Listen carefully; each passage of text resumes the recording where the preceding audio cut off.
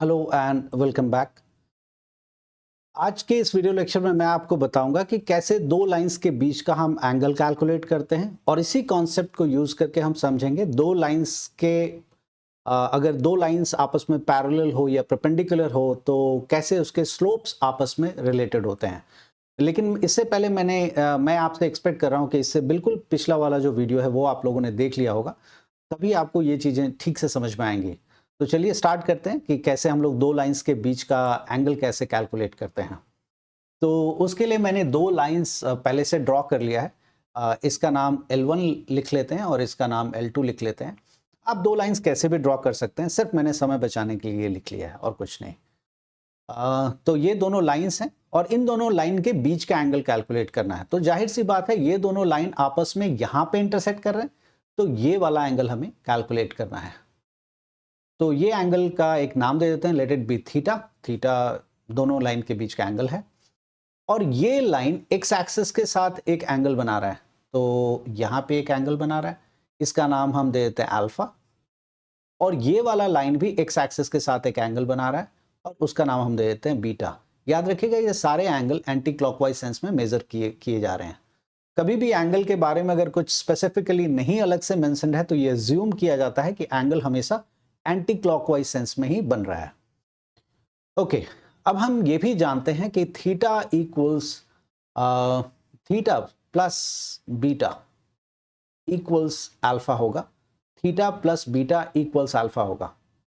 I expect कि आप जानते हैं ट्राइंगल में एक एक्सटर्नल एंगल जो होता है, एक एक्सटीरियर एंगल जो होता है, sum of opposite to interior angle के बराबर होता है। तो उस लॉजिक से ये एक ट्राइंगल बन रहा है। मैं इसका नेमिंग भी कर देता हूँ, ए बी एंड सी।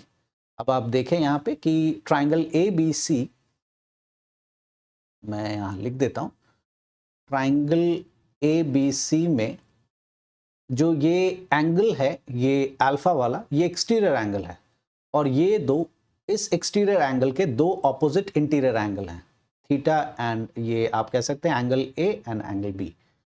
तो इसी लॉजिक से मैंने लिखा है कि theta plus beta equals angle alpha.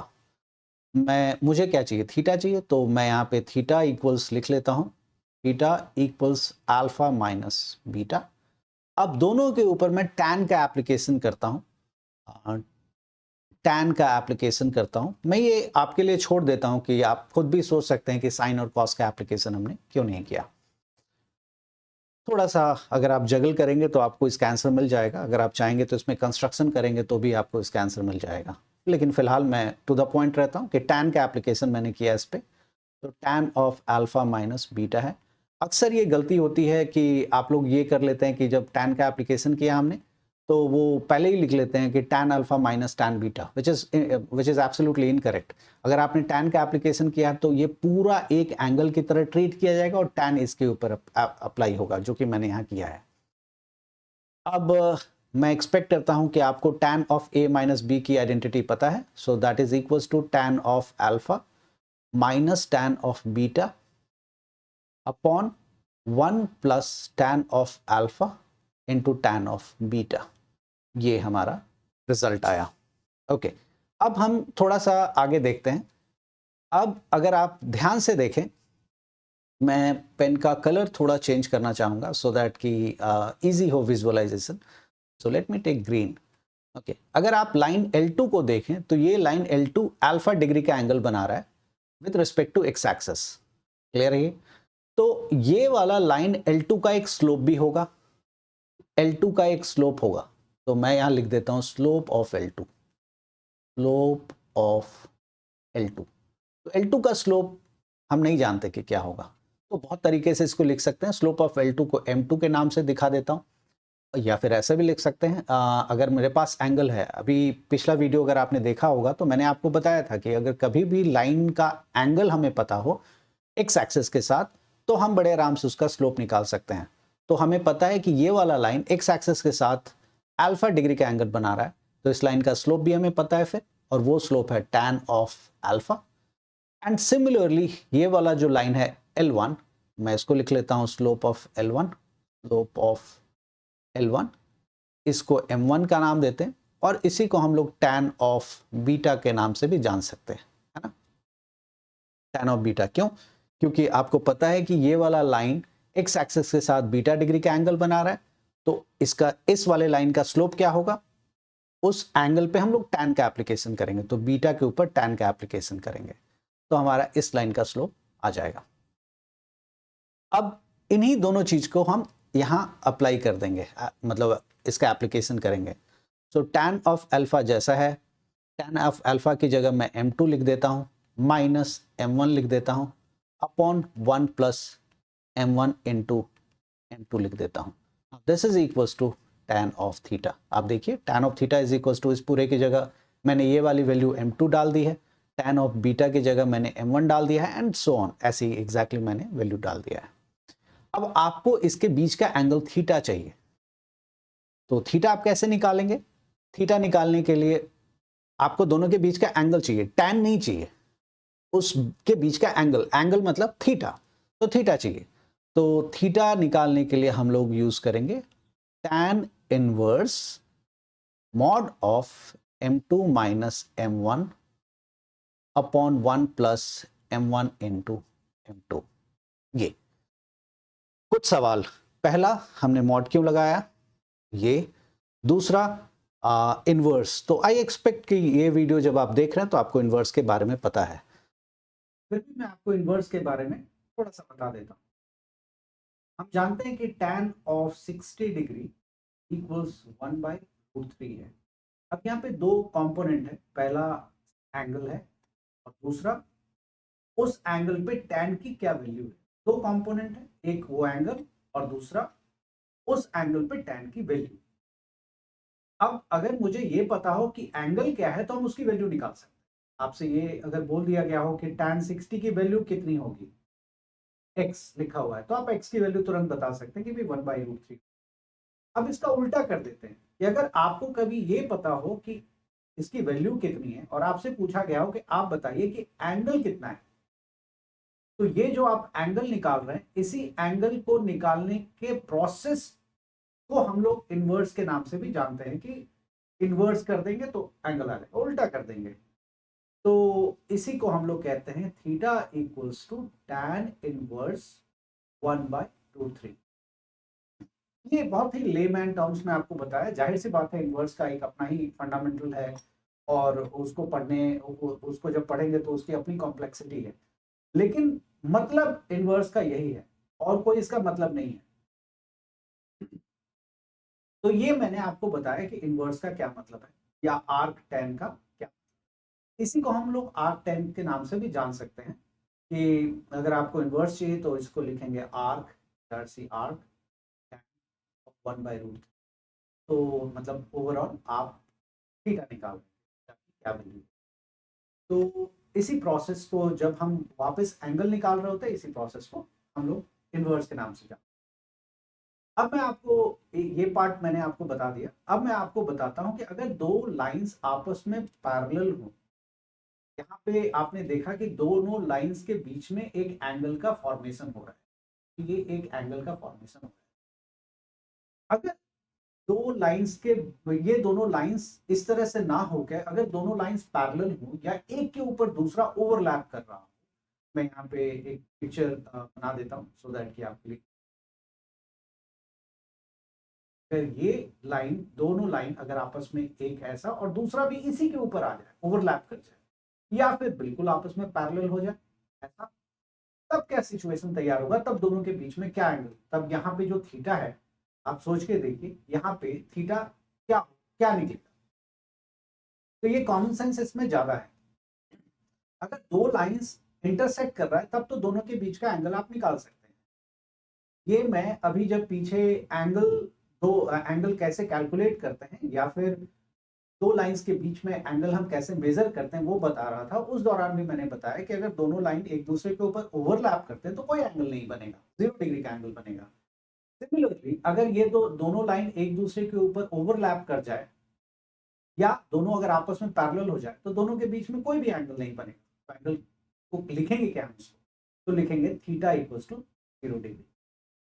तो सवाल उठता है जब थीटा 0 डिग्री है तो यहाँ पे अगर प्लग कर दूं मैं, यहाँ पे थीटा की जगह 0 प्लग कर दूं तो tan 0 डिग्री की वैल्यू कितनी हो जाएगी, 0।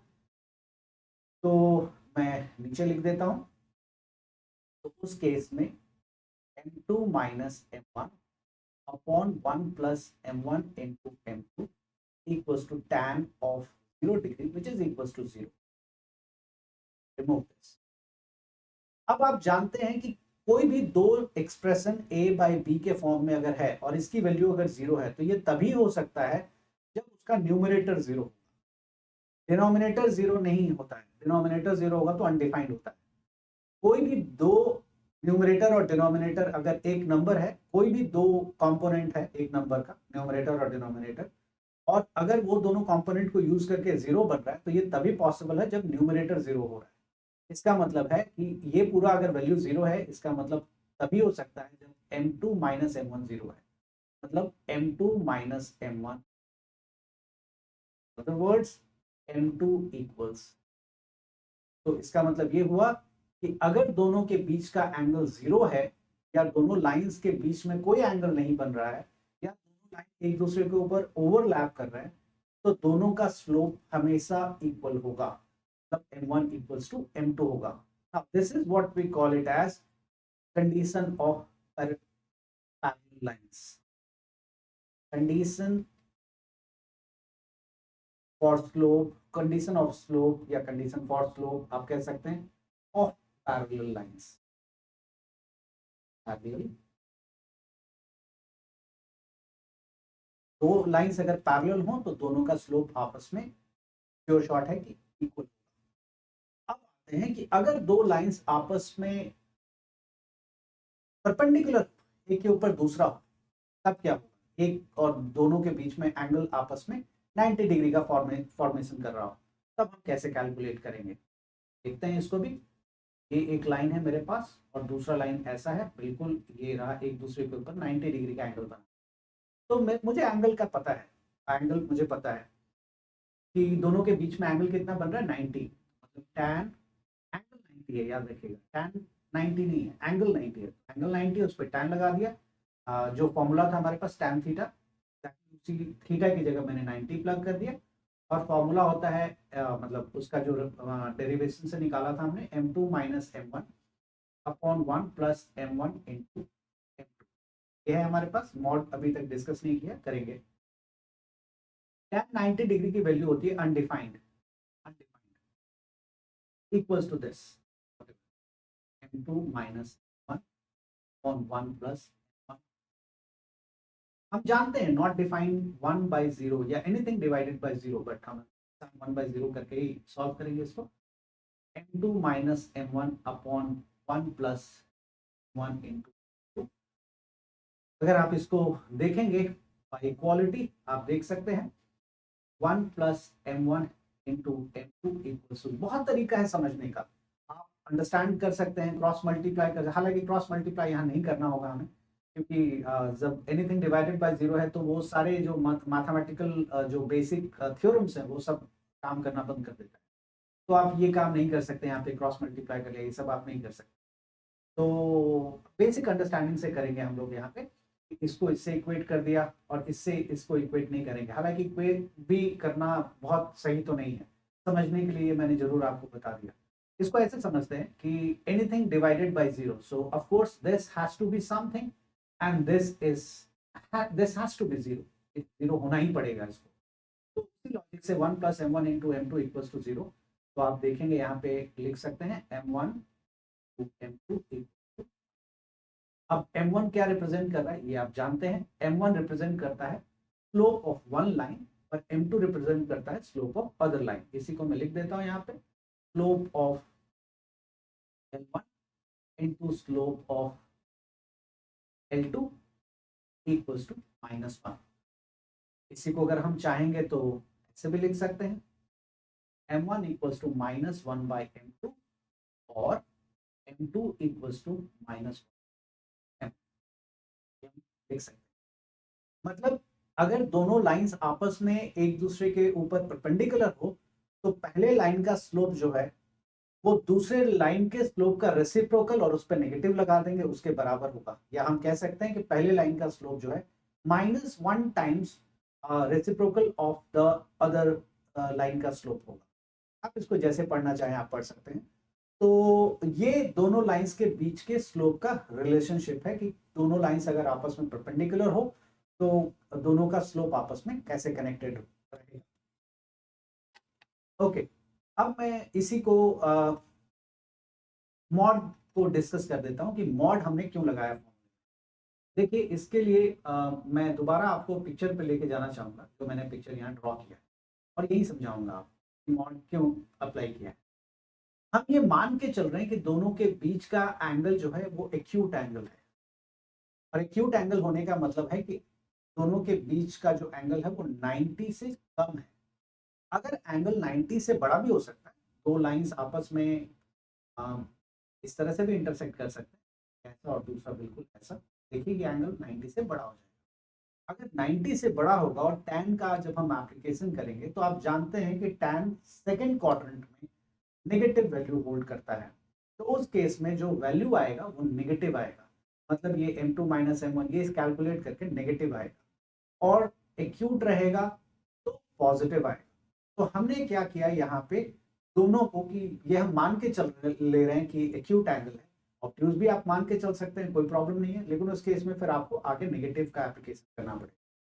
तो हम ये मान ले रहे हैं कि एक्यूट है, तो अगर मान ले रहे हैं कि एक्यूट है तो वो नेगेटिव पॉजिटिव ये दोनों वैल्यूज हमें ना दे, इसी को एडजस्ट करने के लिए हमने यहाँ पे मॉड लगा दिया है, और कोई बहुत बड़ा इसमें बहुत बड़ी बात इसमें नहीं है। तो मॉड्यूलस क्यों लगा है वो मैंने आपको बताया, दोनों स्लोप्स के बीच में क्या रिलेशनशिप है वो बताया है, या फिर कह लीजिए दोनों लाइंस के बीच में क्या रिलेशनशिप वो आपको एक्सप्लेन किया है। उम्मीद है कि ये कॉन्सेप्ट आपको समझ में आ गया होगा, और इसके बाद मैं दोबारा आपको नेक्स्ट टॉपिक पे लेके जाऊंगा। तक के लिए इतना ही, बाय बाय, थैंक यू।